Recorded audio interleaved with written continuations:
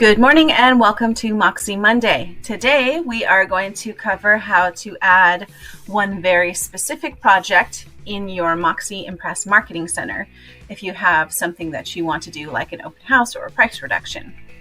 So here we are in mycbdesk.com. This is the Coldwell Banker app. You log in using your brand ID, which is firstname.lastname@coldwellbanker.com. We're going to launch the MoxiWorks application right here. Takes you to this roster page, which is your starting page for all of things that are Moxi. It has the listing presentation tool here, the CRM here, your website editing here, and we're going to go into the Moxi Impress Marketing Center by clicking right here. Now today I'm pretending to be Mike Portman, who is an agent down in our Santa Maria office because I don't have any listings to show you myself. Here is what it looks like when you first log into your Moxi Impress Marketing Center.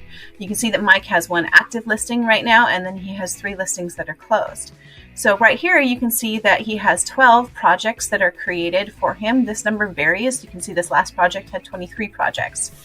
In theory, Moxi Impress will create a new batch of content or a marketing kit for you every time that there's an event with your listing. So the first batch of content is the just listed or the new listing content information. So that's why he has 12 projects on there. If you have an open house, or if you have a price reduction, or if it goes into escrow, it creates a new batch of content for you. So that's why some of these other ones have more, like this one went into escrow and closed, so it had another batch of content. So if we click on right here where it says view projects, so here you can see the content that was created automatically as soon as this was a new listing. So say that we have an open house that we want to promote. There's no open house content that's in here right now because maybe we haven't put it in the MLS yet. So what you can do is you can go back up here where it says create new project. So we're going to click on that. And you can go through all of the pages of recent, favorite, popular, things like that down here, different types of content. Or if you scroll down here to designs, you can see that they're grouped by type. So if you wanted to create a just sold postcard, you could go through here. We're going to click on social media graphics right here because that's what we're going to do. We're going to create an open house social media graphic. So clicking on that, you can see that we've got 10 pages worth of social media graphics. These aren't, right now this is just all of the social media graphics. Right here, as you can see, there's 76 of them. Right here under task, we're going to click the drop down arrow and you can see all the different types that we can do, the subcategories. So there can be just sold, open house, price reductions, if you have something significant that you want to post. We're going to click on the open house specifically. So now we're only down to 18 types here. And again, it'll list the global luxury first. So little fun fact, if you go straight to the end, you can see all of the regular content here. So I'm going to click on number 2 here so we can see some of these in here. Me personally, I do like these ones that have a little bit more text because you can add in the open house information on the graphic itself. This one doesn't have the open house hours, but I actually just like the way this one looks too. And you can always view a sample if you want to take a peek at it. So we're going to select this design right now. Up here we have the layout. You can see the different spots of information. So we're going to name this one open house. And we're going to call it 1618 Tuscan Way. You can name this project whatever you want to name it. Next, down here, it's going to ask what project folder you want to go in. It defaults to the active listings that you have, but you can also choose one of the older listings, and that way it stays in that grouping of project manage when you're managing your projects. This one, if we were doing like the just sold postcards that we were going to order through Express Docs to send out, we would choose one of these old ones. We're going to pick the current project. And then the next asks which MLS number you want to pull your data from.